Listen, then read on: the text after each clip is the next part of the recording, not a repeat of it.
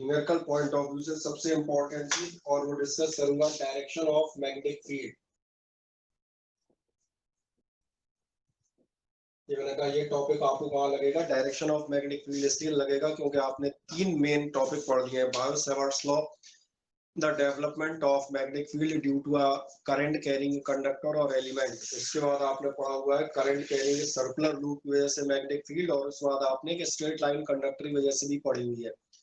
अब सवाल आता है इस मैग्नेटिक फील्ड का डायरेक्शन कहाँ होता है, तो जो मैंने कहा न्यूमेरिकल पॉइंट ऑफ व्यू से ये सबसे इंपॉर्टेंट क्वेश्चन होगा, क्योंकि लॉज तो हम लोग पढ़ ही लेते हैं, बट कहाँ उनकी क्या कंडीशन आएगी इसको देखते हैं। तो चले सबसे पहले मैं आपके लिए एक सिंपल डे डिस्कस कर देता हूँ, जो पहले भी मैंने डिस्कस किया होता है। जब तक लोग आप ज्वाइन कर रहे हैं तब तक यहाँ मिल जाएगा। अगर आप किसी सर्कुलर लूप के मैग्नेटिक फील्ड के डायरेक्शन को देखेंगे तो सर्कुलर लूप का मैग्नेटिक फील्ड का डायरेक्शन जिस रूल से दिया जाता है, या आपको मालूम है, यह है क्लॉक रूल। और आप इसमें चाहे तो मैंने कहा स्क्रू रूल भी आप कह सकते हैं, चाहे जो कह दें।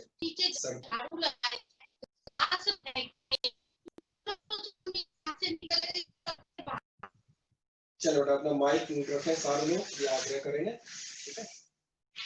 आज देखें ध्यान से, किसी भी सर्कुलर लूप में जब मैं जाता हूँ, then I have two possible conditions of direction of flow of current.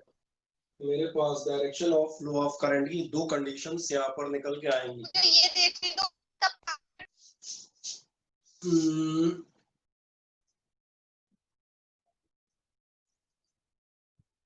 चलो बेटा माइक अपने म्यूट रखो थोड़ा सा, है ना, बढ़िया।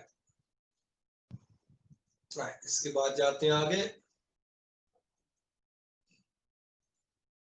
चल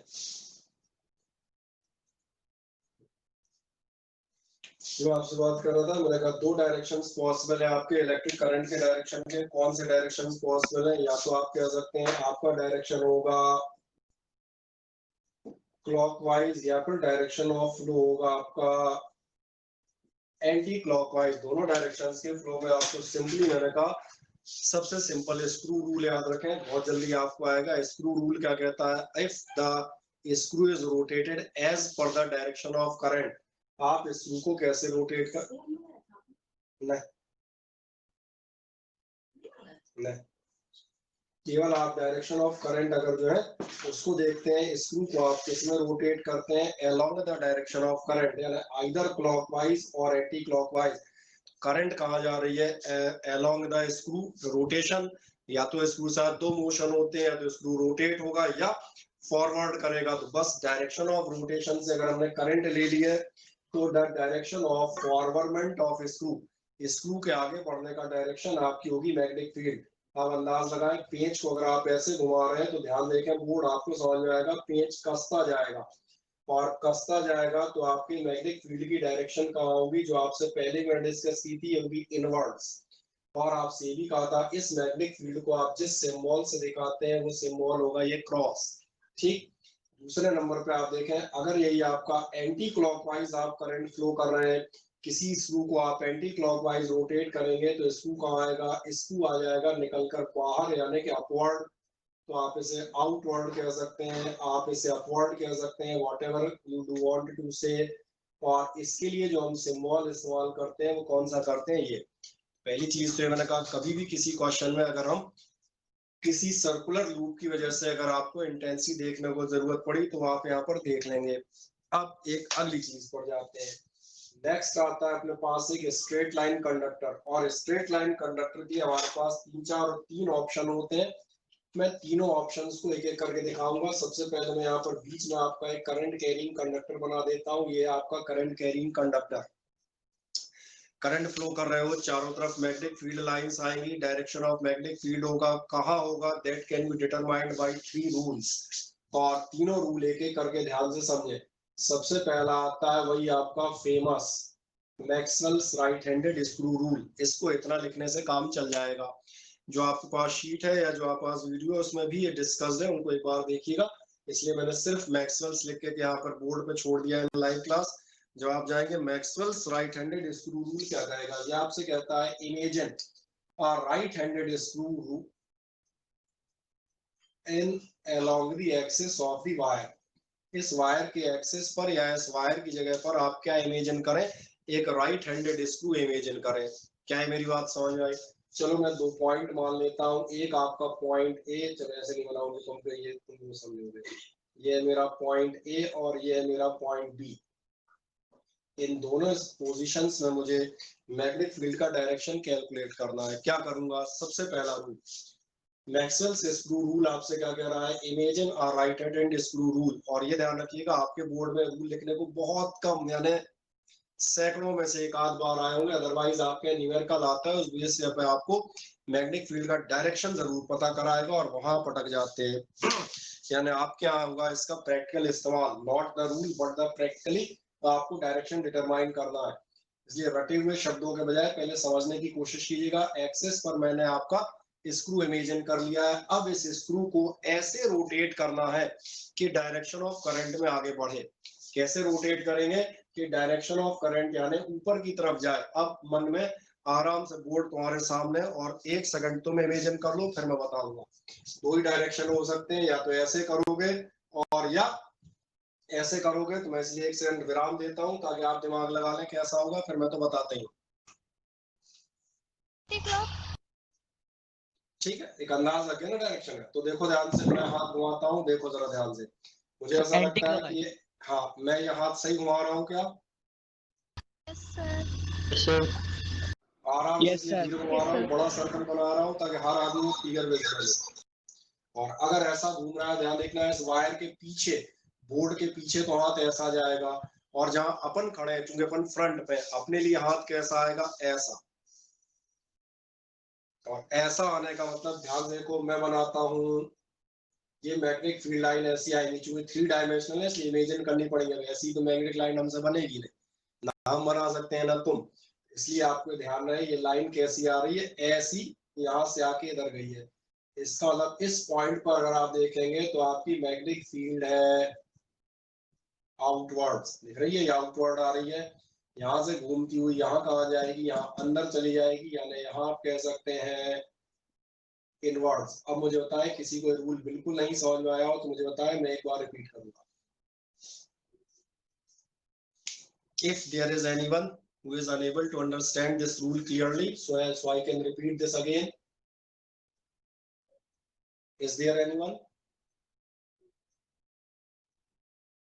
No. ठीक, आपने नहीं जवाब दिया, मैं मान चलूंगा नहीं है। तो ये समझ में आता है आउटवर्ड और इनवर्ड, क्योंकि हमने कहा ये आपका लूप कैसा आ रहा है, ऐसा आ रहा है, बाहर आया और यहाँ से अंदर घुस जाएगा। मैक्सवेल्स रूल्स इज कंप्लीटेड, हमें डायरेक्शन मिल गया। आपने कहा कोई और रूल भी है और सस्ता आसान, तो रूल एक और है, ध्यान देखना, वो हम बात करते हैं। वो आपसे कहा जाएगा राइट हैंड थंब रूल। और फिर हमेशा की तरह आज भी आपसे रिक्वेस्ट करूंगा, whenever you are attending the live class, then before that try to watch the video before, your concepts will get clear easily, और आपको आसानी होगी, चीजें याद हो जाएंगी। ठीक है ना? ये मेरा सुझाव है, इसका आप पालन कर सकते हैं।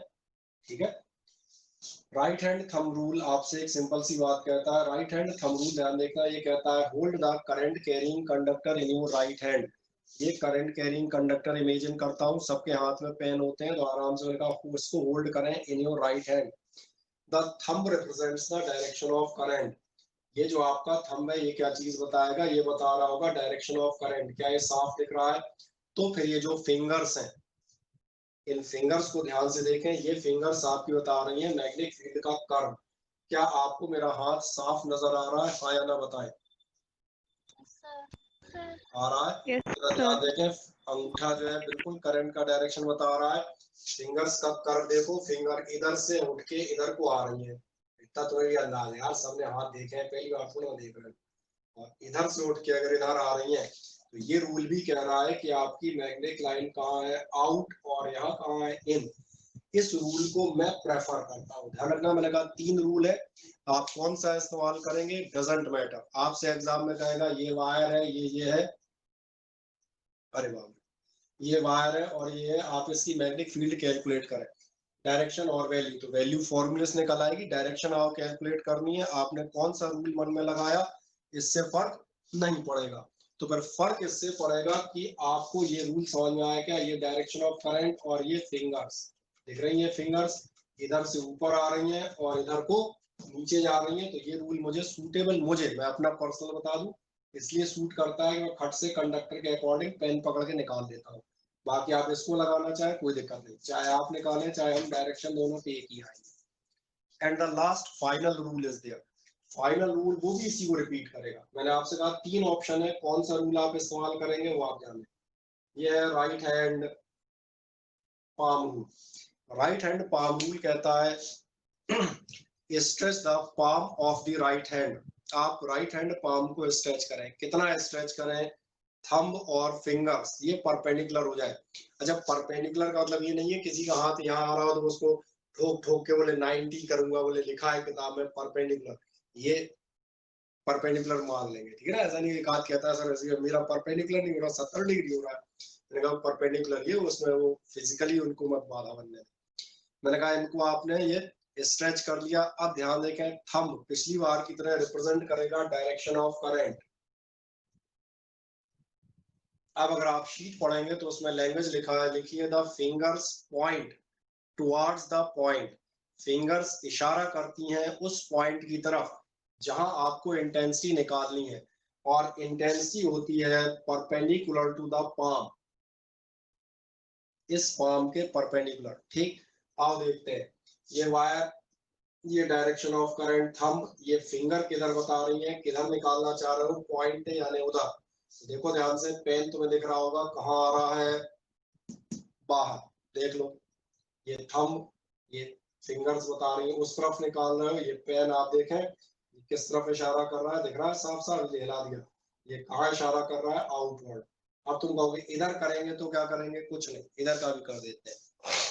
ये thumb direction of current, fingers बताएंगी उधर निकाल रहे हो तो ये फैला दी, फिंगर्स किसको बता रही है, उस पॉइंट को। अब दिख रहा है पेन कहाँ चला गया, पेन आपको नहीं दिख रहा, पेन ये पीछे दिख रहा है, ये बता रहा है कि अब पेन अंदर की तरफ है, यानी कहाँ है, इनवर्ड्स।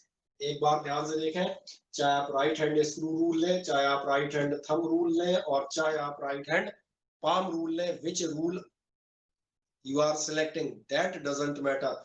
मैटर ये है कि आप इनमें से किसी भी एक को सिलेक्ट करके उसका प्रॉपर इस्तेमाल सीख जाते हैं या नहीं। तो मुझे बताएं, अब इन 3 में से एक आध रूल भी आपको प्रॉपरली समझ में आ गया क्या? चलिए पाम रूल समझा, एक्सप्लेन कर दो। पाम रूल कर दें। पाम रूल ये था, thumb represent the direction of current, ये पिछली बार की तरह।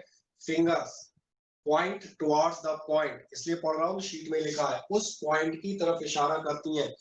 वो यहाँ अंग्रेजी वाला यमक अलंकार है, यमक अलंकार तो याद है हिंदी का, एक ही शब्द के 2 मीनिंग होते थे। Yes sir. है ना, कनक कनक के 100 गुनी मादकता अधिकार वाला एग्जाम्पल। ठीक है, मुझे हिंदी आती है थोड़ी सी। मैंने कहा फिंगर्स कहाँ इशारा करती है, पॉइंट टुवर्ड्स द पॉइंट, उस पॉइंट की तरफ इशारा कर रही है जिस पर आपको इंटेंसिटी निकालनी है। तो मैग्नेटिक फील्ड कहाँ होगी, मैग्नेटिक फील्ड होती है परपेंडिकुलर टू द पाम। यार मेरे पास सब सफेदी पेन है, ये बोर्ड पे प्रॉपर देख नहीं रहे होंगे, कुछ और है। चलो ये पीला पीला एक वो रखा है टेस्ट, ये शायद बेहतर दिख रहा है, ये दिख रहा है क्या, ये भी नहीं दिख रहा सर नहीं दिख रहा, दिख रहा है तो ठीक है, ये ध्यान देखना, ये सर नहीं दिख रहा, सर नहीं दिख रहा, नहीं दिख रहा। अरे तो मैं हाथ लगा दूंगा यार, और कोई काला पीला पेन नहीं दिख नहीं रहा है, कोई व्हाइट वाले मार्कर ही है सब। देखो चेक करो, ये दिख रहा है थोड़ा थोड़ा कि नहीं दिख रहा पेन, सही दिख रहा है पूरा। ठीक, बस तो बढ़िया। तो ये फिंगर्स, सॉरी ये थंब, ये फिंगर्स उधर निकाल रहे हो, ये फील्ड कहाँ आई, इधर आई, कहाँ आ रही है चेक कर लो, आउटवर्ड। अभी तुम कहोगे उस पे और चेक कराओ, हम करा देंगे, हमें कोई दिक्कत नहीं। फिर से आप डायरेक्शन ऑफ करें, मूव इधर करना पड़ेगा ना, क्योंकि तो पॉइंट उधर है। ये थंब, ये फिंगर्स, पहले थंब और फिंगर्स देख लें, ये थंब, ये फिंगर्स। थंब बता रहा है करंट, फिंगर्स बता रही है उधर निकाल रहे हो, कहाँ जाएगा ये पेन, फिर परपेंडिकुलर टू पाम।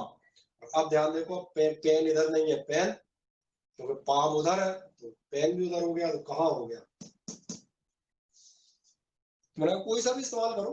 अब मैं तीनों रूल पढ़ देता हूँ शॉर्ट में, एक बार देखो ध्यान से। फर्स्ट रूल कहता है if a right handed screw is rotated in such a way, अगर किसी राइट हैंडेड स्क्रू को आप इस प्रकार घुमाते हैं कि it forwards in the direction of current, कि ये करंट की डायरेक्शन में बढ़ता चला जाए, then the direction of rotation of fingers या थंब, जो भी कहना चाहो। जो रोटेशन आपका डायरेक्शन है, वो रोटेशन क्या चीज बताता है, वो बताता है मैग्नेटिक फील्ड। जैसे पहले बताया था ऐसा घुमाओगे तो कैसा कहा था, ऐसा घुमाओगे, इधर से लाइन निकल के आएगी, इधर को अंदर जाएगी। तो ये पहले की स्टेटमेंट हो गई। सेकंड क्या कहता है, if a current carrying conductor is hold in the right hand, thumb represents the direction of current, ये conductor, then these fingers, curve of fingers, दिख रहा है ये curve of fingers, it gives the direction of magnetic field। और तीसरा तो आपने देख ही लिया था अभी। अब क्लियर हो जाते हैं जनरली, और मैंने कहा तीनों नहीं, कोई भी एक पकड़ लो जो तुम्हें सूट करे, जो तुम्हें अच्छा लगे उसको आप पकड़ लें, उसके हेल्प से आप डायरेक्शन निकालते रहिएगा। अब generally direction of magnetic field में अब किसी को कोई डाउट हो पूछे बिल्कुल मजे से। कोई डाउट किसी को? No sir. नहीं, रब कर दूं सर। अब जब डायरेक्शन ऑफ मैग्नेटिक फील्ड निकल आती है, उसके बाद हमारे पास एक बहुत इंपॉर्टेंट सा टॉपिक आता है। जो बहुत इंपॉर्टेंट सा टॉपिक आता है वो मैं लिख देता हूँ, ये आपके एग्जाम में आपको हमेशा आता हुआ दिखेगा, और जो आता हुआ दिखेगा वो मैं दिखाता हूँ। ये आपके लिए आता है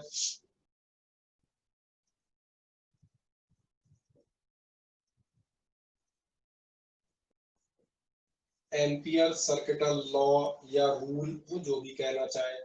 अब सवाल ना, एम्पियर सर्किटल लॉ क्या है?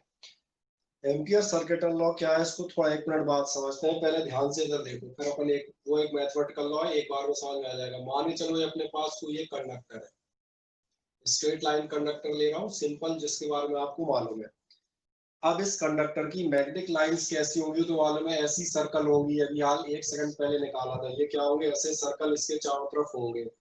अब ऐसे सर्कल्स को अपन 3 डायमेंशन में कैसे दिखाएं, तो इनको दिखाने का तरीका अपने पास है। हम यहाँ पर इसके परपेंडिकुलर में एक बड़ा सा प्लेन मान लेते हैं, खूब बड़ा लंबा चौड़ा मानता हूँ ताकि तो दिखे।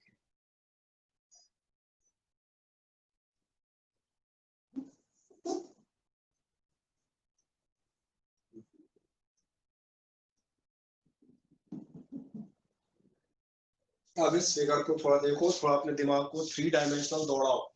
अब ये फिगर ये बता रहा है कि ये थोड़ा ज्यादा कितना लग रहा है, एक चोट इसकी ज्यादा कितना सही।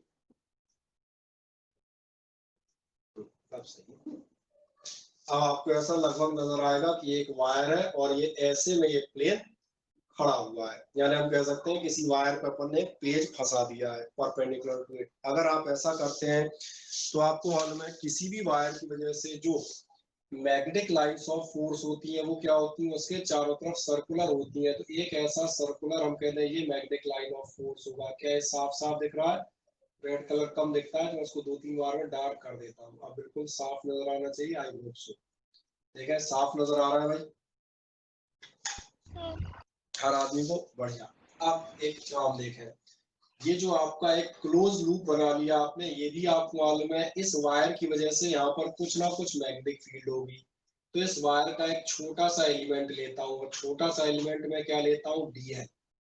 डीएल का डायरेक्शन कहाँ होता है मालूम है, वो होता है टेंजेंशियल। ये हो गया आपका डीएल का डायरेक्शन। अच्छा, इस पॉइंट पर आपको मालूम है चूंकि मैग्नेटिक लाइन ऑफ फोर्स है, तो यहाँ पर कहीं ना कहीं मैग्नेटिक फील्ड भी होगी, और मैग्नेटिक फील्ड भी आपकी टेंजेंशियल टू एच होती है। चलो और बड़ा कर देते हैं तो देखें, है ना, फिगर को बड़ा कर दूं, ये आपके डीएल का डायरेक्शन ऐसा, ये और ये आपकी मैग्नेटिक फील्ड का डायरेक्शन, ये भी वही टेंजेंशियल। ठीक है, इतना बड़ा एरो ऐसे कॉपी और बनाना तो मैंने इसलिए बनाया कि आपको दूर से दिख जाए। जो मैं एक साधारण सी बात कर रहा था, जो आपने अभी पढ़ा कि भैया स्ट्रेट लाइन कंडक्टर है, मैग्नेटिक फील्ड उसके चारों तरफ ऐसा सर्कल होगा, कोई भी एक एलिमेंट देखोगे डीएल लेंथ का, तो उस पर आपकी मैग्नेटिक फील्ड भी कैसी होगी, टेंजेंशियल। सो ये हो गई मैग्नेटिक फील्ड, इसको हमने मान लिया, ये मान के चलो। इतने में तो किसी को कोई प्रॉब्लम नहीं, ये तो पढ़ चुके हो। अब यहाँ से स्टार्ट होता है Maxwell's sorry ampere circuital law. Ampere circuital law कहता है कि अगर आप इस मैग्नेटिक फील्ड का इंटीग्रेशन करेंगे, क्या करेंगे, इस मैग्नेटिक फील्ड का अगर आप इंटीग्रेशन कैलकुलेट करेंगे over the boundary of this closed loop, इसी क्लोज कर्व पर अगर आप इसका लाइन इंटीग्रल करते हैं, और इसलिए मैं लैंग्वेज भी लिख लेता हूँ, line integral of magnetic field about a closed curve या लूप क्लोज पाथ, ढेरों लैंग्वेज है, तो किसी में रट के नहीं पढ़ा था भैया रजिस्टर देख के, तो हो सकता है रजिस्टर में पाथ लिखा हो, अपने यहाँ लूप लिख रहे हैं तो मेरी हैबिट मालूम है, तो वैसे ही चलता रहता हूँ, रटने का काम नहीं।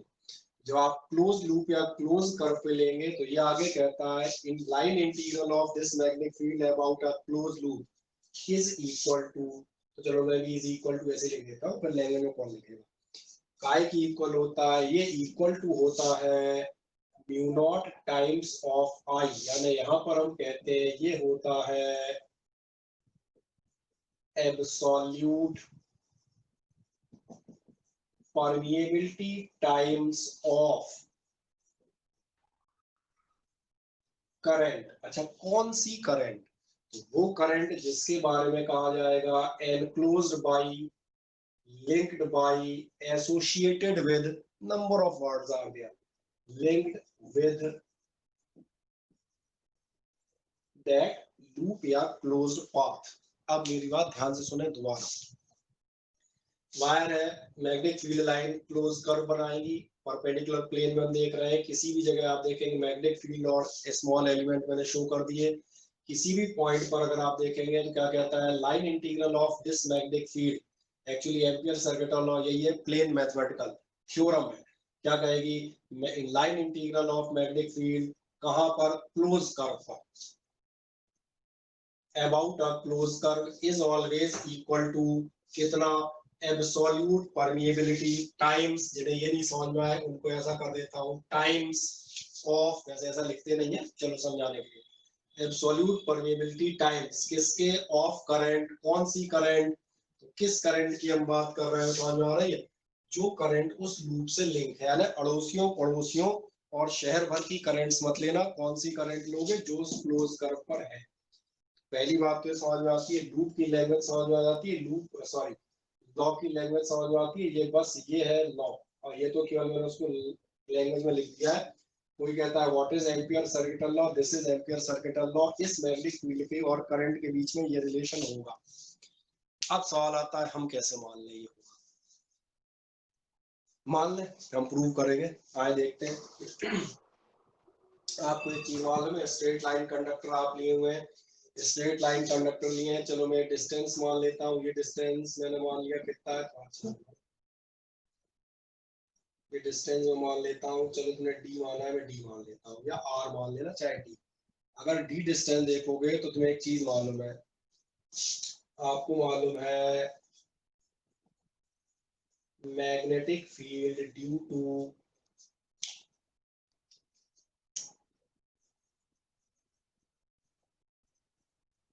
लाइन कंडक्टर, अभी कल ही हमने इसको प्रूव किया है, कितनी होती है, B is equals to mu not upon 4 pi 2 I upon D। इसमें तो कोई शंका नहीं है कि इस मैग्नेटिक फील्ड की यहाँ पर वैल्यू कितनी होगी, इसके लिए मैंने कहा कल का डेरिवेशन रेफर करें जो हम निकाल चुके। अगर मैग्नेटिक फील्ड इतनी होगी, आप LHS चेक करते हैं, इसलिए LHS इज इक्वल्स टू कितना होगा, ये होगा close line integration of BDL बराबर हो जाएगा close line integration of BDL cos 0। cos 0 सबको समझ में आ रहा है, यही डायरेक्शन L का है, टेंजेंशियल यही डायरेक्शन आपकी B का है, cos 0 की वैल्यू कितनी होती है, 1। तो अब नीचे का है वो, तुम यही बहुत जगह है, इधर ध्यान देखें, B की वैल्यू आपके पास है mu not upon 4 pi 2 I upon D और इनटू, अगर थोड़ा सा दिमाग का सवाल करेंगे, क्योंकि कल परसों हमने सर्कुलर लूप के 2 डेरिवेशंस 2 क्वेश्चन सॉल्व कर रखे हैं। अब क्या किसी आदमी को क्लोज लाइन इंटीग्रल DL का मतलब मालूम है, सर्कल के लिए सरकमफेरेंस सर, सरकमफेरेंस होता है, इसलिए मैंने कहा सर्कुलर लूप में अपन 2-3 बार निकाल चुके हैं, क्लोज लाइन इंटीग्रेशन DL मतलब टोटल लेंथ, और total close length of loop total close length कितनी होगी, सीधी सरकमफेरेंस। तो इसलिए रेड पेन और ये अब दिख रहा होगा बिल्कुल साफ साफ। मैं क्या करने जा रहा हूँ, मैं इसकी जगह रखूंगा इनटू 2 पाई आर, और आर की जगह डी रखना क्योंकि हमने डी ले रखा है। अब जरा देखना ध्यान से, मुझे लग रहा है 2 पाई डी 4 पाई डी और 2 खत्म अभी नहीं दिखा क्या, बच्चों टाइप कैंसिल करके दिखाओ। 2 पाई 2 ये हो गए 4 पाई खत्म, डी खत्म, बचेगा कितना, बचेगा मात्र आपका, कैंसिलेशन तो दिख रहा है ना, ये तो नहीं समझाने पड़ेगा। इज इक्वल्स टू कितना हो गया, इज इक्वल्स टू हो गया, और इसीलिए मैं यहां पर लिख देता हूं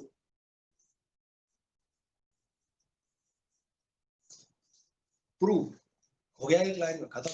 तुम चाहे ना तो 2 लाइन में खींच लेना, एक के नीचे एक लिखना, मेरी तरफ से एक ही में कंप्लीट हो गया। एलएचएस बराबर यही थी, और कितनी आ रही है अब देख लो आराम से। किसी को कहीं इस लाइन में किसी को शंका हो तो मुझे बताओ, देख लो। वजह से मैं एक साइड इसलिए हूँ ताकि बढ़िया बोर्ड पर लाइट पड़े, चमके और आपको साफ नजर आए। हाँ कॉस्ट में क्यों लिया है? मतलब यहाँ कॉस क्यों लिखा है बेटा, आपने ध्यान नहीं दिया। Vector B dot vector DL आप लिखे हैं, vector B dot vector DL dot कितना प्रोडक्ट है सर, डॉट प्रोडक्ट है। हाँ डॉट डॉट लगे हुआ है, vector B dot vector DL लिख तो रहे हैं, क्योंकि अगर एक क्रॉस कर देंगे तो ध्यान नहीं दिया। म्यू नॉट, मैं याद दिला देता हूँ, ये कौन पूछ रहा था क्वेश्चन, पहले ऐसा बताओ जरा फुर्ती से। सर आगे समझ आई वो अच्छा प्रियंका थी, ठीक है। नहीं मैं थोड़ा सा बता देता हूँ, डिटेल बता दूंगा, इसमें कोई दिक्कत नहीं, मैं इसी और बता दीजिए सर। बात करने में आसानी रहती है। ध्यान देखो, left hand sorry right hand side के म्यू नॉट वैल्यू है, ये कांस्टेंट होता है। आई आपको मालूम है स्केलर क्वांटिटी है, राइट हैंड साइड स्केलर है, और राइट हैंड साइड स्केलर है, तो बी और डीएल दोनों वेक्टर क्वांटिटी का ऐसा कौन सा प्रोडक्ट करें कि यहाँ पर स्केलर आए। So only the dot product is possible.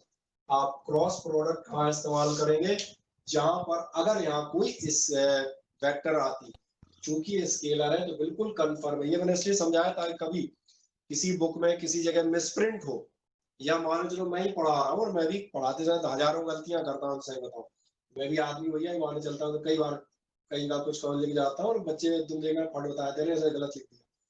तो मैंने कहा अगर मैं भी कहीं गलत लिख जाता हूँ तो आपको पता होना चाहिए कि vector B dot vector DL dot क्यों आएगा, क्योंकि स्केलर है। और नंबर सेकंड, जब आप डॉट प्रोडक्ट लेंगे तो ये होगा ए बी कॉस थीटा। क्या है मेरी बात अब क्लियर हो जाती है, ये सिर्फ थोड़ा डिटेल बता दूं। आप किसी को कोई और डाउट हो तो मुझे बताएं। जीरो मैंने इसलिए लिया है क्योंकि दोनों डायरेक्शन कैसे थे, टेंजेंशियल या एक ही डायरेक्शन में थे, ठीक है। और कोई क्वेश्चन हो पूछ लो फुर्ती से, किसी के पास कोई और सवाल नहीं।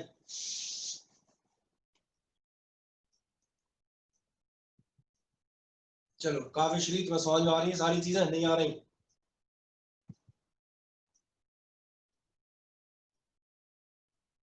अरे काव्यश्री बोल नहीं रही, और कौन ऊपर, दिव्या?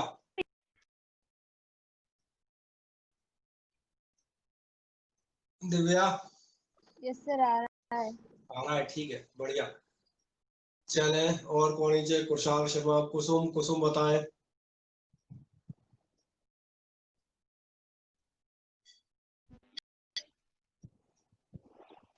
कुसुम बेचारी की आवाज नहीं आ रही।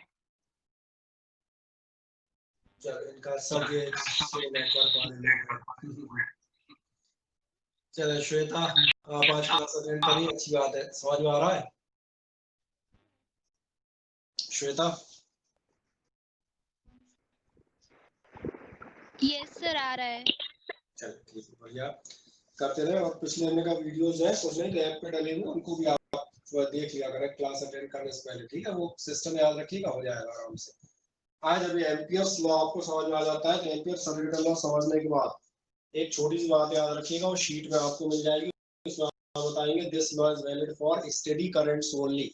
एक्चुअली इस चीज का एक आगे के चैप्टर में आपको फिर इस लॉ की एक ड्रॉबैक बताएंगे कमी, तो तब वहां अलग से बताएंगे। अभी सिर्फ इतना बता के छोड़ देता हूँ, ये लॉ तभी एप्लीकेबल होगा when this current I is constant. ये करंट कैसी है, वैल्यूज की फिक्स है।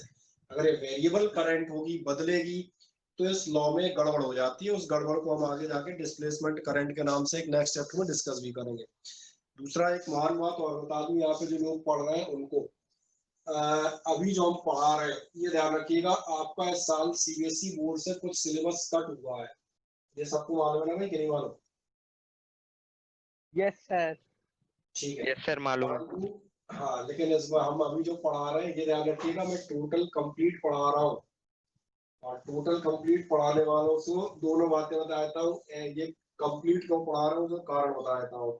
तो वैसे सारे लोग जो हम कहते हैं आलतू फालतू एग्जाम देंगे, वही एनडीए नीट सरीके उल्टे सीधे, उनके लिए जरूरी हो पूरा पढ़ ले, उनका सिलेबस कट नहीं होगा नंबर 1, इसलिए उनका एक जय बना रहे, इसलिए उनको तो पूरा सिलेबस करा रहे हैं। दूसरा मैंने कहा, कोई कहेगा कि नहीं साहब हमें तो इतना सब पढ़ने नहीं आवे, तो उतना वो पढ़ा दो, कोई दिक्कत नहीं है, अभी अपन पूरा पढ़ रहे हैं। जब इसको अपन रिवाइज करेंगे तो रिवाइज करते समय मैं आपको बिल्कुल स्पष्ट बता दूंगा, ये टॉपिक आप बोर्ड एग्जामिनेशन से छोड़ दें, ये टॉपिक छोड़, वैसे सिलेबस तुम्हारे पास भी है तुम उनको छोड़ सकते हो। जैसे अभी आगे एक आध दिन बाद हमारे पास एक टॉपिक आएगा साइक्लोट्रॉन, हम पढ़ाएंगे, समझ में आ रहा है? अपन उसको कंप्लीट पढ़ते हुए जाएंगे, उसमें से कुछ छोड़ेंगे ओढ़ेंगे नहीं। बाद में जब बोर्ड में जब जाओगे, जब 2 महीने लास्ट में रिवीजन करते हो, या 2 महीने तुम रिवीजन नहीं करते, तुम पढ़ते ही 2 महीने हो, इसलिए मैंने कहा जब तुम 2 महीने पढ़ोगे उन टॉपिक्स को छोड़ देना, वो हम बता भी देंगे क्या क्या आपके बोर्ड में नहीं आएगा, लेकिन बाकी जगह एसेंशियल है। किसी को इससे कोई आपत्ति हो तो मुझे बता दो। बोले भी अनमोल, कोई आपत्ति तो नहीं तुम्हें? सर कोई आपत्ति नहीं। कोई आपत्ति नहीं है, अनमोल बोला आपत्ति कर गई, क्या कर दूंगा है। ठीक है, आप एम्पियर सर्किटल लॉ की बात करें, एक चीज बताते हैं, एम्पियर सर्किटल लॉ का आप करेंगे क्या। इसका आपके 2-3 जगह अपने पास काम में आता है। सबसे पहले मैं एक चर्चा करता हूँ, और वो चर्चा करता हूँ सोलिनॉइड की। सोलिनॉइड की चर्चा बहुत ध्यान से करें, ध्यान से जब देखें सोलिनॉइड क्या होती है। सोलिनॉइड का मतलब होता है, ध्यान देखना, एक लॉन्ग कॉइल जिसके टर्न्स होते हैं डेंसर टर्न्स, और सबसे खास बात इसकी रेडियस वेरी स्मॉल होती है इन कंपैरिजन टू लेंथ। यानी जो आप किताब में डेफिनेशन पढ़ते हैं तो आपसे क्या कहा जाता है, solenoid is a very long coil having a large number of denser turns and the radius of the coil is negligible in comparison to its length. अब सवाल बनाइए क्या बता रहे हैं, तो क्या बता रहे हैं के लिए सर आयुषी का ज्वाइन नहीं हो रहा है। आशी हो गया पता नहीं, नेटवर्क प्रॉब्लम शायद बता रही है। कोई बात नहीं, आज मैं क्लास रिकॉर्ड कर रहा हूँ, मैं क्लास रिकॉर्ड करके भेज दूंगा उसको, चैट पे मैसेज भेज दो, ठीक है ना। तो मेरे को चैट लिखने के लिए फिर नीचे वो उठाना पड़ेगा उसका कीबोर्ड। कहते एक 2 बार ट्राई कर ले, अगर नेटवर्क प्रॉब्लम कोई दिक्कत नहीं, आज की क्लास वैसे ही रिकॉर्ड कर लूंगा, ठीक है। उसको बता दो क्लास रिकॉर्ड हुई, छूट भी आएगी तो हम दे देंगे, सही है। यही नेटवर्क प्रॉब्लम है, इसलिए तुमने ध्यान ही नहीं आई, वीडियो इसलिए बना रखे हैं, किसी का छूट भी जाए तो कम से कम वीडियो में पूरा टॉपिक, मेरा मानना है 80-90% तो उसका कवर हो जाएगा, 10% डाउट रह जाते हैं, तो चलो बाद में ज्यादा फिर भी पूछ सकता है, कहीं फोन लगा के इनको। हाँ, तो मैं एक चीज कह रहा था, जब आप लॉन्ग कॉइल है डेंसर टर्न में आते हैं, चलो दिव्या तुम्हारा ध्यान इधर है कि अभी तो मैसेज लिखने में व्यस्त हो। Yes sir. क्या मैसेज लिखने में व्यस्त है? No sir. अच्छा, ध्यान इधर है। हाँ, तो डेंसर टर्न्स पे जाते हैं, इसका मीनिंग क्या था हमारे लिए, ये हम बात कर लेते हैं।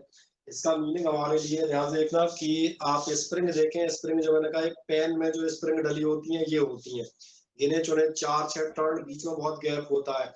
आप में से किसी के हीटर का इस्तेमाल हुआ है कभी? हीटर देखा है आपने, प्लेट वाले जो हीटर आते हैं? Yes sir. Yes sir. देख रहे हैं।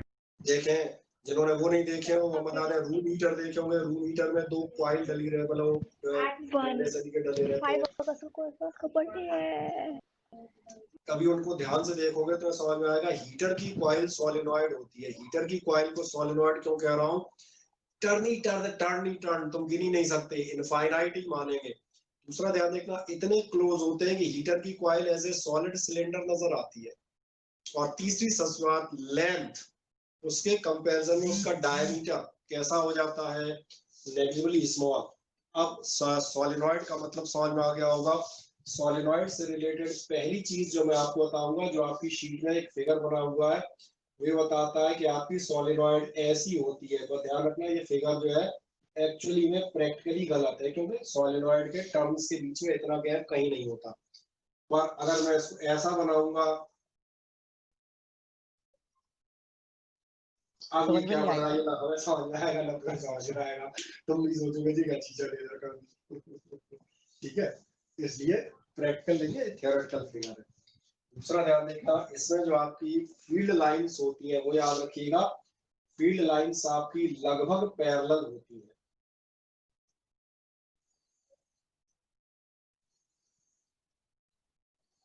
नियरली पैरेलल दिखने लगी, लाइनें साफ। इसलिए मैं आपको इस सॉलिनॉइड से रिलेटेड दो फैक्ट बताता हूँ। इनसाइड आप देखेंगे, इनसाइड जो आपका मैग्नेटिक फील्ड है ये होता है नियरली यूनिफॉर्म। और ध्यान रखिएगा, ये सारी लाइन अंदर ही है, आउटसाइड होता है b बराबर 0 अप्रोक्सीमेटली, यानी कि लगभग।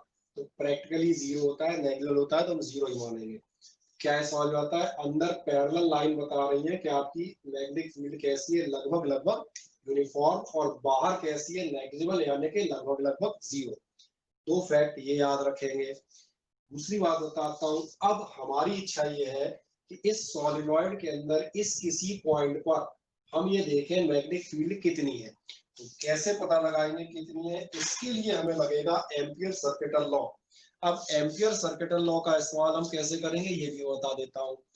एम्पियर सर्किटल लॉ का इस्तेमाल हम कहाँ करेंगे, चलो इसको मैं उठा देता हूँ, डेफिनेशन में दिक्कत दे रही है। यहाँ देखें ध्यान से, एक मैं फिगर बनाता हूँ आपकी सॉलिनॉइड का। अब इस सॉलिनॉइड का फिगर बनने से पहले बहुत ध्यान से मुझे देखिएगा।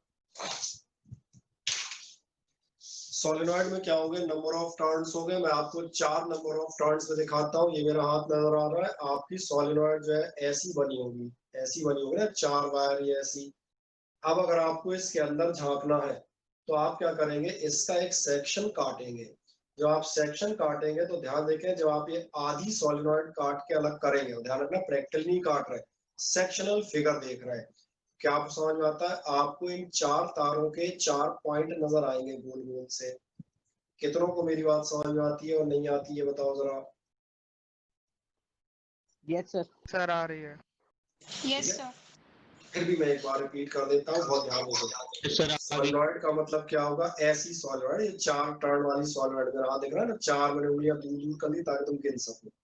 ये 4 टर्न की सॉलिनॉइड है। अभी ये ऐसी है। अभी अपन ने क्या किया, ये 2 हिस्सों से बनी है, आधा और आधा। इसमें से अपन ने ये आधा हिस्सा सेक्शनल व्यू लिया, तो ये जो तार होंगे ऐसे ऐसे आधे आधे दिखेंगे ना, 4 तार यहाँ दिखेंगे। अच्छा, मेरे हाथ में नीचे उंगलियां नहीं है तो ऊपर ऊपर के 4 देखेंगे, नीचे के 4 नहीं देखेंगे, ठीक है, वो मैं इसमें बनाऊंगा।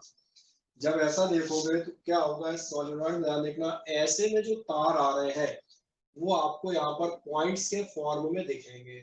तो ये हो गए आपके तार। इसलिए मैंने कहा कोई सोचेगा या चींटी के अंडे रखे हैं तो चींटी के अंडे रखे और बना सकते हो, तो मत तो बना के। अब मैं इनमें एक छोटा सा काम करने जा रहा हूँ, उसको देखो और मुझे बताना।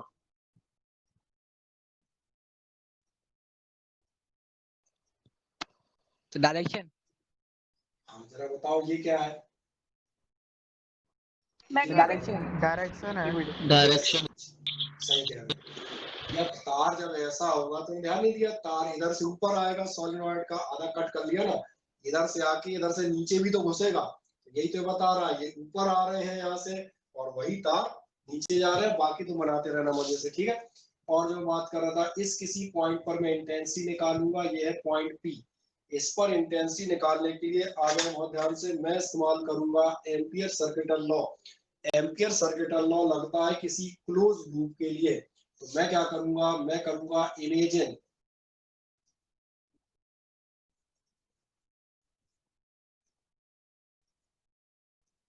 Empyrean loop A B C D. एक एम्पीरियन लूप का मतलब समझ में आ रहा होगा, ऐसा लूप जिसपे एम्पियर्स लॉ लग जाए, इसी पॉइंट से पास होता हुआ एक एम्पीरियन लूप पेन काला, ये आपका मैं एज्यूम करूंगा, ठीक है। तो ये मान चलो मैंने एज्यूम कर लिया, एक कोई लूप आपका इससे पास हो रहा है, ठीक है, लंबाई इसकी फुल है, उसको मैं जानूं, और सपोज कर लेते हैं इसकी लेंथ कितनी है, एल, नाम रख देते हैं ए बी सी और ये डी, क्या आपको अंदाज लग गया। और ये बताऊं, ऐसे गोले गोले और भी है, तो पूरी सॉलिडॉइड है, तो जहां तक जाओगे वहां तक है, ठीक है।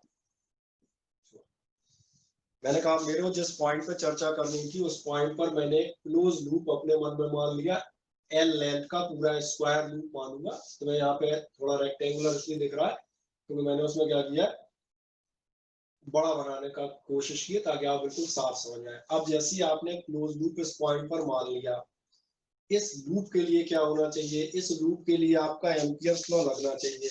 आप क्या कह देंगे, फ्रॉम एम्पियर्स लॉ क्या होना चाहिए, क्लोज इंटीग्रल बीडीएल बराबर होना चाहिए म्यू नॉट आई। क्या इतना सबको समझ में आ रहा है, हाँ या ना बताएं। अगर मैं इसको निकालूं, ये तो समझ में आ गया था ना जो मैं बात कर रहा था। अगर ये आपका कोई एम्पीरियन लूप है तो इसमें अगर एम्पियर सर्किटल लॉ लगाओगे तो क्लोज लाइन इंटीग्रेशन बीडीएल बराबर म्यू नॉट आई आना चाहिए। अगर क्लोज लाइन इंटीग्रल ये आ रहा है तो फिर हम अगली चीज पर जाते हैं। इस लॉ के हम इस इक्वेशन की दोनों साइड्स को एक एक करके सॉल्व करते हैं, ये जो आपको यहाँ नजर आ रही है, इसको ध्यान रखिएगा। मैं इसी के लेफ्ट और राइट हैंड पार्ट पे जाऊंगा। सबसे पहले मैं जाता हूँ LHS। LHS बराबर क्या है, ध्यान देखना, ये है close line integration vector B dot vector DL. अब ध्यान से देखें, क्या आपको ऐसा मालूम है, इंटीग्रल का मतलब होता है समेशन। जब आप इस क्लोज लूप पर जाएंगे तो एक्चुअली समेशन के 4 हिस्से हो जाएंगे। 4 हिस्से कैसे होंगे वो मैं लिखता हूँ, BDL plus BDL plus BDL और प्लस BDL। तुम कहोगे ये क्या चक्कर है, 4 कहां से हो गए, तो चारों यहाँ दिखाता हूँ।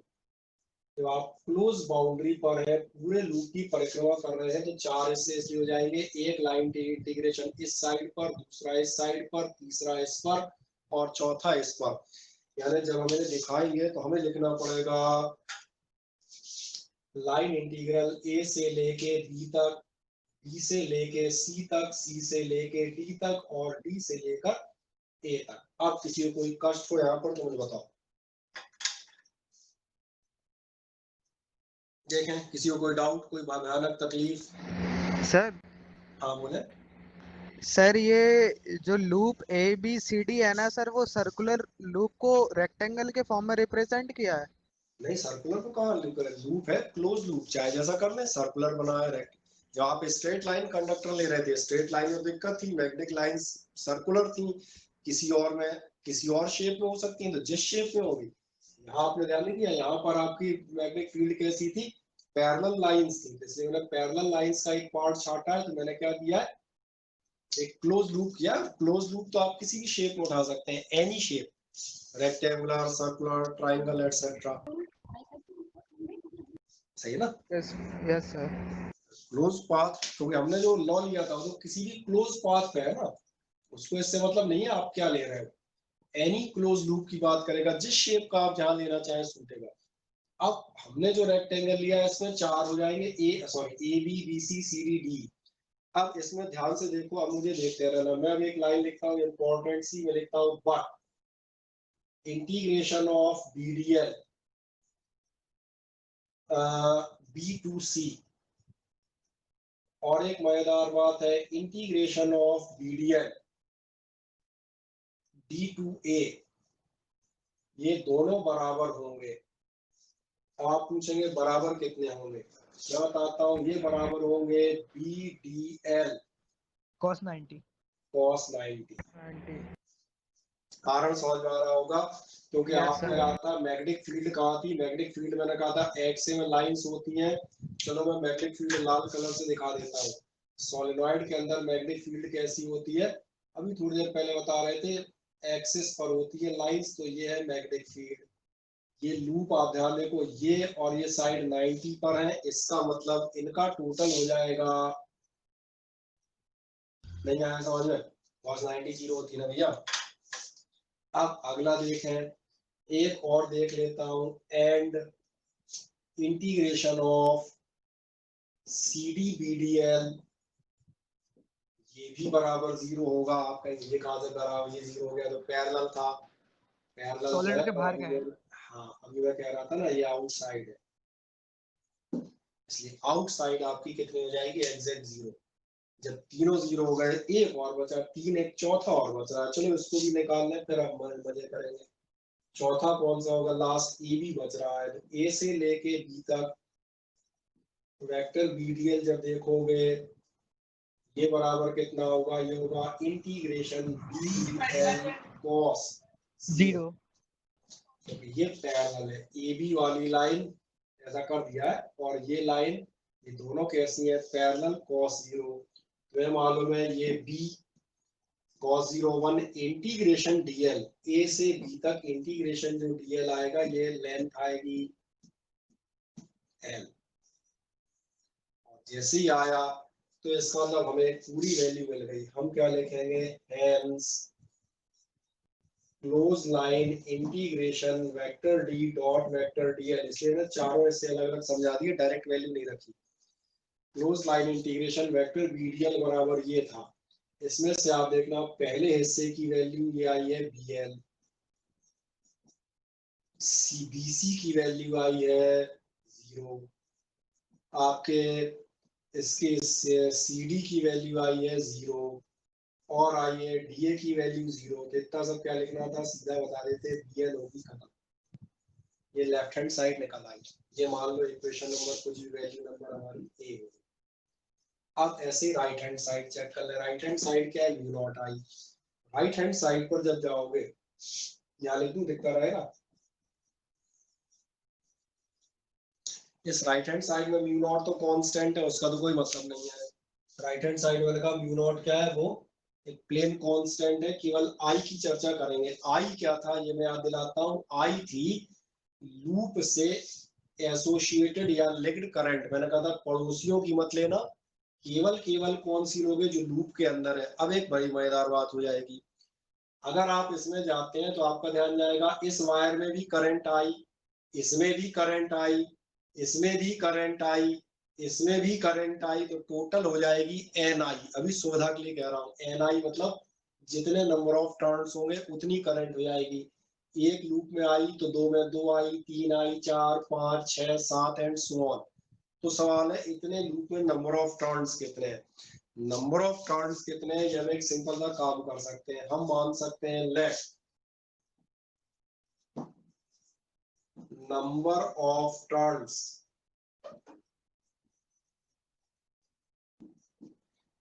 पर यूनिट लेंथ, क्या समझ में आ रहा होगा, number of turns per unit length, n समझ में आ रहा होगा, टोटल l, इसको हमने मान लिया कितने हैं, स्मॉल n, 1 मीटर में कितने टर्न्स है अपने पास, n। बस अगर इतना समझ में आ गया तो हमारी कहानी खत्म हो गई। तो हम बताएंगे, इसलिए टर्न्स इन l लेंथ, इतनी लेंथ में कितने होंगे, 1 मीटर में कितने हैं n, l लेंथ में कितने होंगे NL, और इसलिए करंट लिंक्ड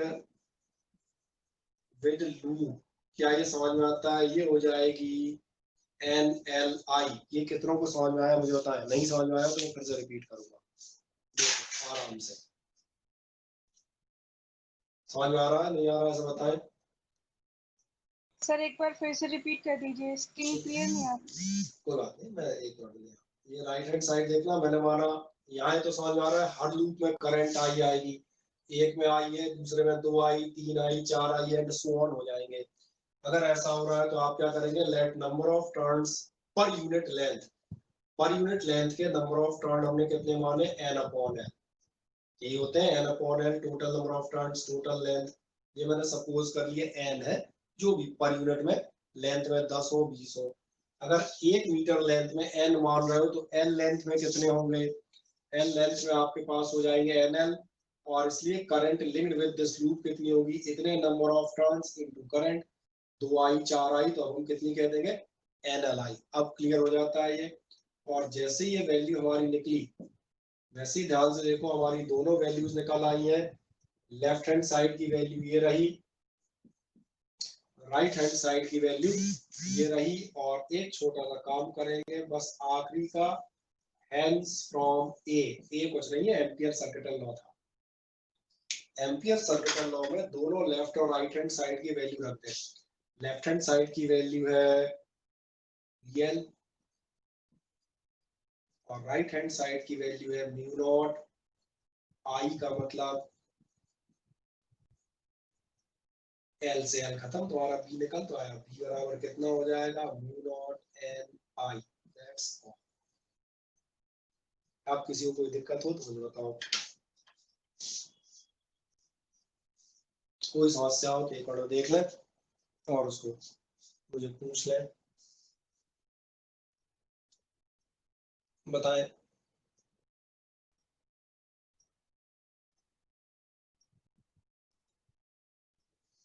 नहीं जनरली, चल एक और मैं बता देता हूँ, बहुत ध्यान देखो, सेम ऐसा ही, तो अब उसमें आप 5 मिनट और लगेंगे तो आपका एक पूरा टॉपिक एंड हो जाएगा। और अगला जो बताता हूँ उसको देखें।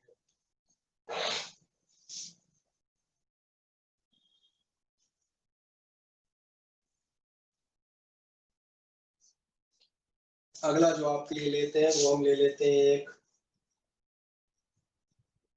टोरॉइड। टोरॉइड आप चेक करेंगे तो टोरॉइड क्या होगी, टोरॉइड ये होगी कि आप चेक करो टोरॉइड का, एक सेकंड, क्या मैसेज है किसी का,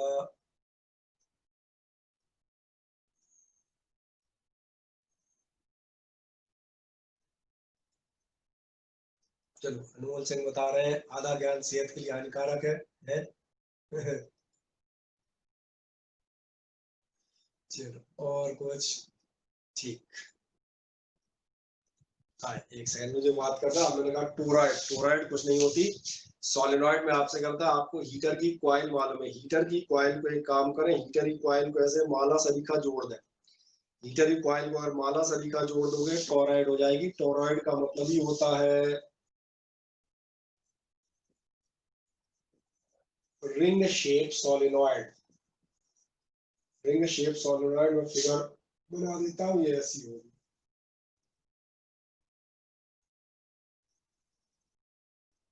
समझ आ गया क्या किया है सॉलिनॉइड ही, लेकिन पहला और आखिरी सिरा जोड़ दिया, तो क्लोज रिंग शेप जो सॉलिनॉइड होगी उसको हम किस नाम से पुकारते हैं, वो आपकी कहलाती है टोरॉइड। क्या है पहली मेरी बात समझ में आई?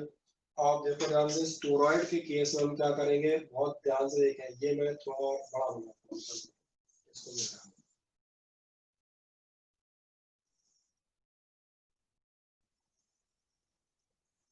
ये मान के चलो आपकी टोरॉइड है, इसको भी आधा काटे, क्या आपका ध्यान जाता है, अब जो आपके तार निकलते दिखेंगे वो कहाँ से दिखेंगे, वो आप देखें ध्यान से, सर्कुलर जो रिंग्स बनेंगी या लूप बनेंगे वो ऐसे ऐसे ऐसे ऐसे बनेंगे, यानी ये हो जाएंगे,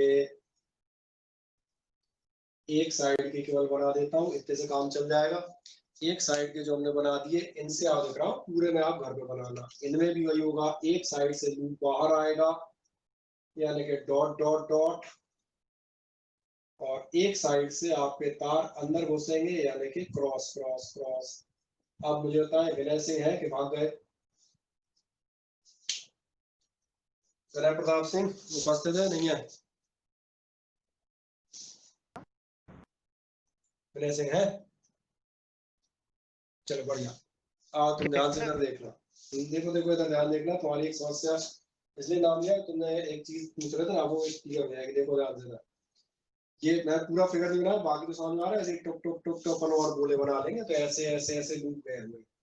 अब इसमें जब आप किसी भी पॉइंट पर, मान चलो इस पॉइंट P पर आप निकालना चाहते हैं मैग्नेटिक फील्ड, अब तो ध्यान जाता है इसमें जब लूप बनाऊंगा तो कन्वीनियंट लूप क्या होगा, इसमें रेक्टेंगल बनाओगे अजीब सा हो जाएगा, इसमें लूप बनेगा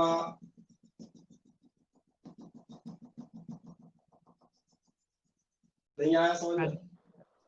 सर्कुलर कॉइल है तो सबसे अच्छा लूप कौन होगा? यही होगा। और मान लेना रेडियस आर, ये सेंटर हो, खत्म हो गई कहानी। तो सबसे पहली बात क्या लिखेंगे? मात्र एक चीज बताएंगे। सबसे पहले आप बताएंगे एम्पीरियल लूप हम कैसा मानेंगे? यम मानेंगे सर्कुलर। और बस ध्यान देखो, ये क्वेश्चन तो और जल्दी खत्म हो जाएगा। क्या करेंगे? इस एम्पियर्स लॉ को लेंगे जो कहता है close line integral vector B dot vector DL बराबर होना चाहिए म्यू नॉट आई। और जैसे ही आपने ऐसा लिखा तो आप एक छोटा सा काम करेंगे, फिर वही पुराना एलएचएस बराबर क्या होगी?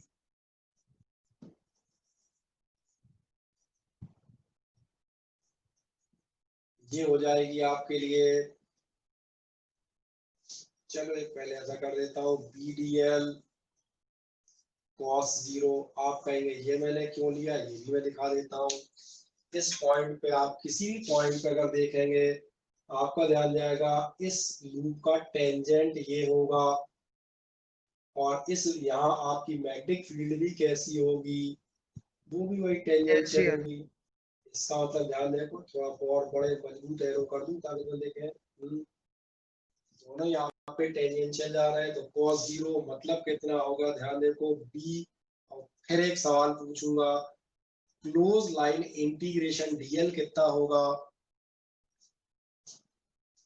n times of 2 pi r। नहीं, n times of 2 pi r नहीं, एक एक लूप का थोड़ी निकाल रहे हो, इस वाले का निकाल रहे हो। ये अपन ने एम्पीरियन लूप पे लगाया है, ये लॉ जो है उस पे नहीं लगा, इन पे। ये लॉ किस पे लगा है? देखो ये जो अपन ने एम्पीरियन लूप खींचा है ये वाला, सिर्फ एक लूप पे लगा है ये अभी। तो एक ही तो खींचोगे, लूप चार थोड़ी खींच लोगे, तो एक ही होगा ना। तो शायद लूप में गड़बड़ा गए, ये एम्पियर वाला लूप है, और जो तुम्हारे लूप है वो तो ये है। हाँ सर अब आ गया। इन पे थोड़ा लगा रहा हूँ मैं, तो पॉइंट से जाने वाले लूप पे लगा रहा हूँ जो मैंने डाला है। इन लूप की बात थोड़ा कर रहा हूँ, इनकी चर्चा उसमें आई वाले पे। यहाँ तो हम जैसे तब आपने रेक्टेंगुलर लूप लिया था तो आपने रेक्टेंगल का और लिखा था, अब आपका लूप सर्कुलर है तो सही कह दी। कितना होगा? सरकमफेरेंस हो जाएगा ना, ये हो जाएगा b into 2 pi r. It is well practised for us, that is value number 1। LHS निकल गई। अब चले जाए आरएचएस में। आरएचएस में फिर वही बात, म्यू नॉट तो सेम ही है। अब ध्यान से देखना, इसमें हम फिर मानते हैं number of turns in unit length. इस वाले पेन को उठाओ, इसमें बढ़िया एक भरी है। Number of turns in unit length हम फिर कितने मान लेंगे? एन ही मानते हैं तो एन ही मानेंगे। इसलिए टोटल नंबर ऑफ टर्न्स बराबर कितने होंगे? ध्यान से देखो, इसमें सारे टर्न्स कवर हो रहे हैं। अब एक सिंपल बात, इस पूरी इसकी लेंथ समझ आ रही है कितनी होगी? 2 पाई आर। मजेदार बात है, इसकी पूरी लेंथ 2 पाई आर है तो मालूम है 1 मीटर में कितने हैं? एन। तो 2 पाई आर लेंथ में कितने होंगे? N into 2 pi r. और इसलिए ध्यान देखना, आपकी करंट कितनी हो जाएगी? फिर वही करंट बराबर हो जाएगी n 2 pi r dot I, क्योंकि इसमें भी आई, फिर 2i, 3i, 4i, 5i, 6, 7, कितनी जितने लूप्स हो। हमारी सेकंड वैल्यू भी आ गई, और रख दो। इसलिए तुम क्या बताओगे? क्लोज लाइन इंटीग्रेशन जो था आपका,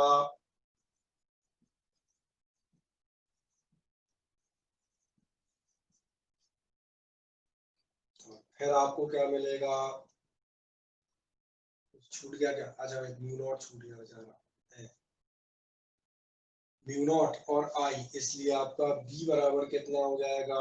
2 पाई आर। आप कैंसिल कीजिएगा और आपको फिर से आंसर मिल जाएगा।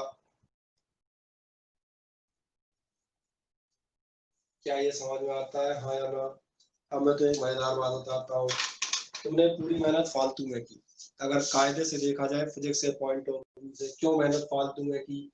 जब मैं कह रहा था टोरॉइड क्या है, रिंग शेप सॉलिनॉइड, मैंने आपसे कहा था टोरॉइड क्या होती है, सीधी है तो सॉलिनॉइड, जैसे वायर मेरे हाथ में है, दिख रहा है वायर, ये वायर सीधा है तो सॉलिनॉइड, ऐसा मिला दिया गोल तो हो गई टोरॉइड। या वायर की सॉलिनॉइड की इंटेंसिटी होती रहेगी, चाहे ऐसी पकड़ो, चाहे ऐसी पकड़ो, चाहे ऐसी पकड़ लो, चाहे गोल कर लो। इसलिए एक मजेदार बात है, सॉलिनॉइड की इंटेंसिटी आप निकाल चुके थे तो टोरॉइड की म्यू नॉट NI ही आनी थी, ये कंफर्म था। निकाली इसलिए ताकि कोई ये नहीं कहे टोरॉइड में कोई अंतर तो नहीं पड़ेगा। और अगर डेरिवेशन को ध्यान से देखोगे तो एक चीज ये भी नजर आएगी कि कैलकुलेशन में भी कोई चेंज नहीं है। यहाँ पर आपका पिछली बार आया था BL, क्योंकि सीधी थी तो आप उसको लंबाई कह रहे थे, सर्कुलर हो गई है तो लेंथ के बजाय आप क्या कह रहे हैं, पाई आर। ऐसे यहाँ भी आप ध्यान देखें, यहाँ आपने करंट निकाली थी NLI, NL क्यों निकाले थे, टोटल लेंथ L थी 1 मीटर में, तो L में कितने NL, यहाँ बस नाम बदल दिया, लेंथ की बजाय तो इसे सरकमफेरेंस कह रहे हो, यही तुम्हारी L है। इसलिए आपका डेरिवेशन एक्चुअली अगर आप देखें जब कॉपी पे सॉल्व करोगे तो ये चीज मैच करना तो समझ में आएगा, कंसेप्चुअली दोनों डेरिवेशन एक ही है, केवल सर्कल की वजह से तुमने लेंथ की जगह 2πr सरकमफेरेंस वर्ड इस्तेमाल कर लिया है और कुछ नहीं। अब मेरा मानना है ये कंप्लीट कहानी आपको समझ में आ जानी चाहिए। अब इसमें कोई आपत्ति हो तो मुझे दर्ज कराएं, फिर मैं क्लास इसके बाद यहाँ पर विराम दूंगा। बताएं। कल क्लास है? हाँ कल क्लास रहेगी, बिल्कुल कल का टाइम आपसे पूछा था, बताओ जरा कल कितने बजे रख दें? शाम को सर। अरे शाम को नहीं यार, सुबह सुबह कर लो, शाम के थोड़ा मजे करेंगे। सर सुबह रख लो, सुबह रख लो। कल संडे है। हाँ कल संडे तक तो कर रहा हूँ, सुबह सुबह रख लूँ 8 बजे। यस सर 8 बजे। 8 बजे, 8 बजे। मैं आप मेरा दूंगा, आधी लड़कियां गायब हो जाएंगी, हैं? 8:30 कर लूँ? सर 7। किसी को हाँ, क्लास सर, नहीं है? 7 नहीं, कोई नहीं उठेगा, मुझे मालूम है। 8 बजे सही है। हैं? सर 8 बजे सही है। 8 साढ़े 8 बजे। कर लूँ ना, उस समय किसी और कोई क्लास तो कोई है नहीं। ठीक है तो 8 कर लेता हूँ, या 8 नहीं हो तो 8:30 कर दूँ, फटाफट बताओ। 8:30 कर लो सर। 8:30 कर लूँ? 8:30 कर दो सर, तब तक तो उठ ही जाऊंगा। ठीक है चलो 8:30 कर लेता हूँ, ठीक है। 8:30 पे काम करेंगे, आइएगा। और इसमें एक वायर वाला बचा है उसको खत्म करेंगे, और एक क्या निपटा देंगे, चले वो सर को वो मूविंग चार्ज पे आपका फोर्स, उसको और खत्म करेंगे, ठीक है। इस वीक में आपका चैप्टर लगभग एंड की तरफ ले जाए, ठीक है। चलो सर एक डाउट पूछने हैं। हाँ पूछो। सर पोटेंशियोमीटर का सर प्रिंसिपल क्या होता है? और ये कब की पुरानी बात पूछ रहा है, एक लाइन में बता देता हूँ, एक सेकंड हो गया। और किसी को भागना हो, किसी का डाटा खत्म हो जाए तो भाग जाना, अभी हमसे डाउट खेलेगा, लग रहा है 10 वक्त, ठीक है। पोटेंशियोमीटर प्रिंसिपल ही भूल गए तुम, पोटेंशियोमीटर प्रिंसिपल एक लाइन बता देता हूँ। सर व्हीटस्टोन ब्रिज है ना? व्हीटस्टोन ब्रिज है ना? नहीं व्हीटस्टोन ब्रिज, पोटेंशियोमीटर पूछ रहे हो ना? Yes sir. अनुल रिपीट करना, पोटेंशियोमीटर पूछा ना? हाँ यस सर। सादा E बराबर KL, और E बराबर KL याद दिला देता हूँ, देखो ध्यान से। चलो ठीक है, ये तो जो थे सी, ये था मेन, ये बताता था EMF ऑफ द सेल। इस यहाँ पर IG बराबर 0 होने का मतलब तभी है जब इस साइड का पोटेंशियल इस साइड के पोटेंशियल के बराबर होगा। मेरी बात ध्यान सुनना, मैं इसका प्रिंसिपल पढ़ता हूँ, पहले टेक्निकल पढ़ता हूँ फिर समझाऊंगा।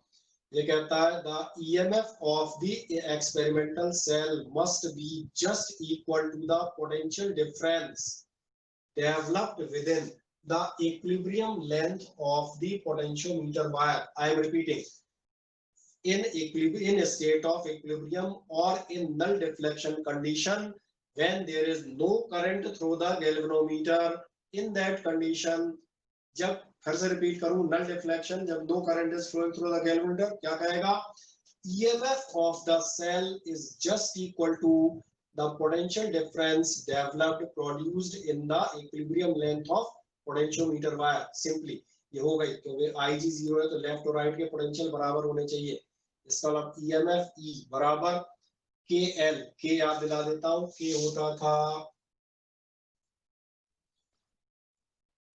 वो जैसा अभी कर रहे थे यूनिट लेंथ का, वही सर, पोटेंशियल potential- ग्रेडियंट का मतलब ये पोटेंशियल इन यूनिट लेंथ, जैसे ही तब से एन चिल्ला रहे हैं 1 मीटर में पोटेंशियल कितना है के, तो एल मीटर में कितना होगा के इनटू एल, खत्म। ये इसका प्रिंसिपल था। तुमसे पूछा था क्या किसी ने ये? सर स्कूल में सर ने कंफ्यूज कर दिया था। इसमें क्या कंफ्यूजन था? तुमने क्या बताया था? नहीं सर, यही बताया था मैं, सर ने थोड़ा अलग तरीके से बताया था ये। ये तो आप पर लिखा होगा यार, ये तो हमने करा तो रखे हैं सब, ये सेम यही लिखा है। चलो और पूछो, और क्या पूछना था? और सर स्कूल में सर एक कंडीशन कराई थी उसकी, वो सर जो आपने वो सोलेनोइड के कराया था ना, तो उसमें बी एंड भी बताया था सर ने, एंड पॉइंट पे सोलेनोइड के। सोलेनोइड के एंड पॉइंट पर, सोलेनोइड के एंड पॉइंट मैग्नेटिक वैसे फील्ड। बताया, कोई दिक्कत नहीं, मैं वैसे ही बता देता हूँ, आधी होती है। हाँ सर वही सर, वो सर वो समझ में नहीं आता स्कूल में कैसे बताया था सर ने। कोई बात नहीं, मैं उसको चाहूँ तो रिटर्न कर एक बार 2 लाइन में डिटरमाइन करके दिखा दूँ, कोई दिक्कत नहीं। तो करंट टॉपिक है तो उसको तुरंत बता देंगे। अगला टर्न है, कल सुबह फिर पूछेंगे। और पूछो कुछ पिछले में से। सर अब नहीं पूछना कुछ। और किसी का कोई शंका हो तो पूछ लो। चलो वीडियोस देख लेते हो कि नहीं देखते? देख लेते हैं फिर। देख लिया करो, क्या है, पहले देखोगे तो एक फायदा मिलेगा।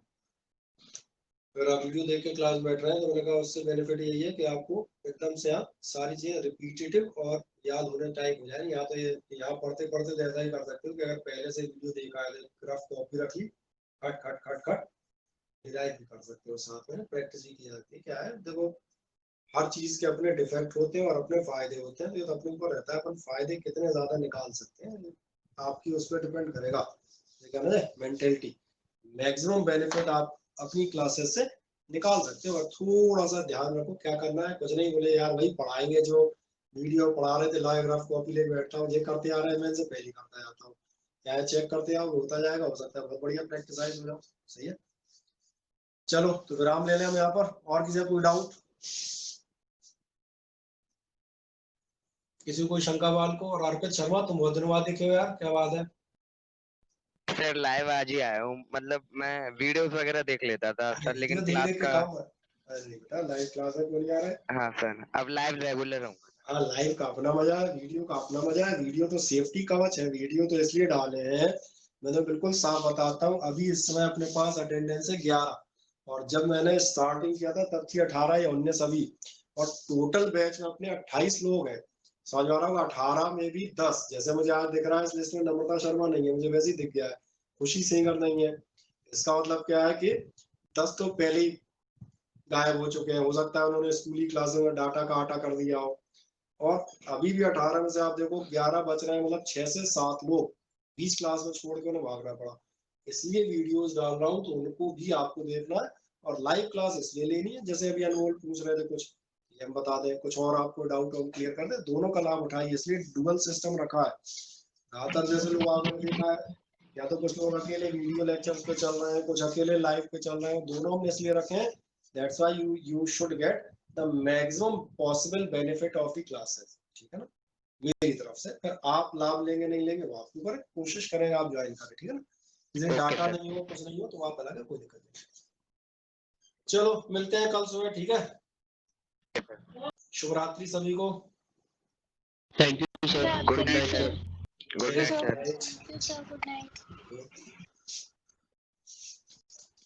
आओ, चलो अब तो उसको बंद करो यार।